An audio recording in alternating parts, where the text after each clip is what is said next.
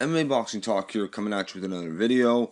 Just wanted to put out a video talking about Conor McGregor.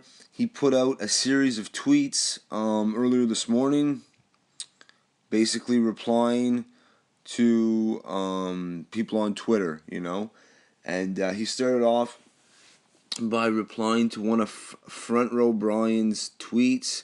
It's a picture with Nick and Nate Diaz between some guy, I'm not even sure, and Front Row Brian has the caption, "Look at the size of Nate Diaz. McGregor needs to go back to 145." And Conor responds, "I love it.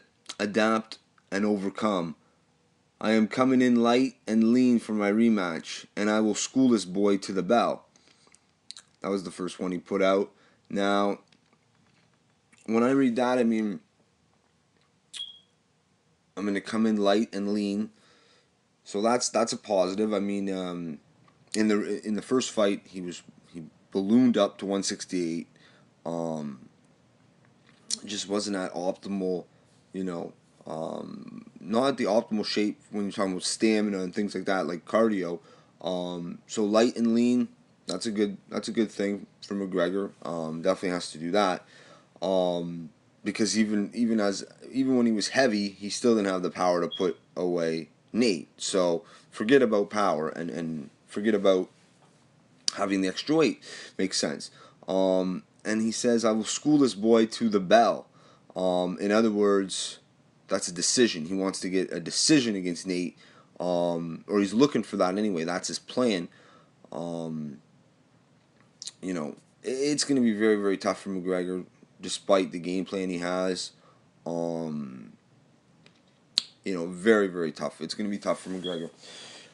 But it's good in a way that he's acknowledging and he's saying that he wants to come in light and lean, because the only chance, in my opinion, that McGregor has of winning this rematch is to be light on his feet, use his movement in and out, use his speed because he is faster than Nate.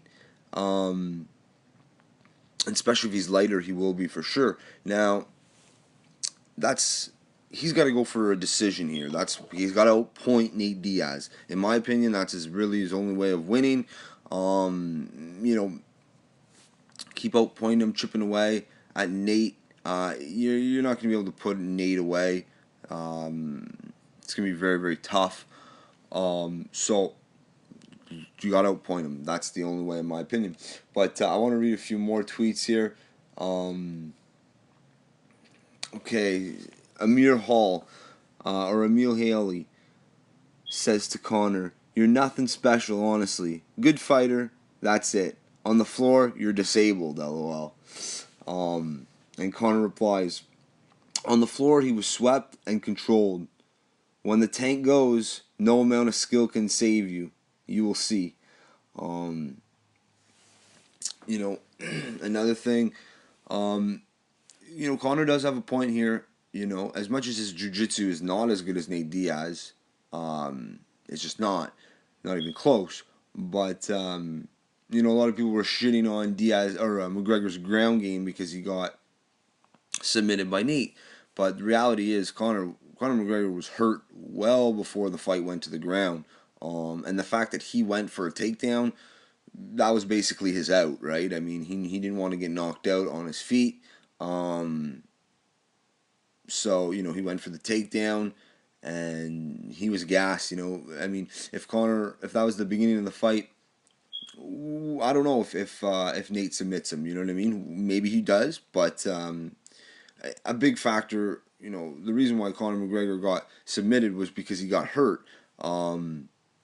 And then tried to bring the fight to the ground, which is not his forte, which just proves that was his out, instead of getting knocked out on his feet. Also, a couple more tweets here. I want to read a couple more.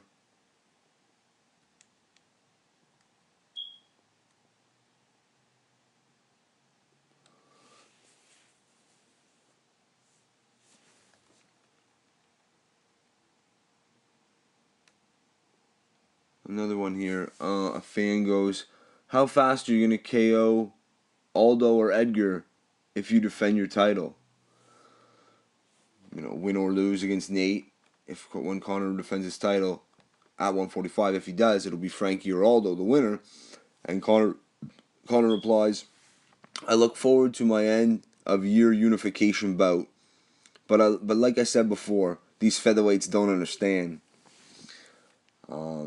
It's going to be interesting to see, because if Conor loses to Nate again, in my opinion, he's got two options. He goes down to 145 and defend that title against Edgar or Aldo, or he vacates that 145-pound title and moves up to 155 and works his way up. He's not going to want to do it.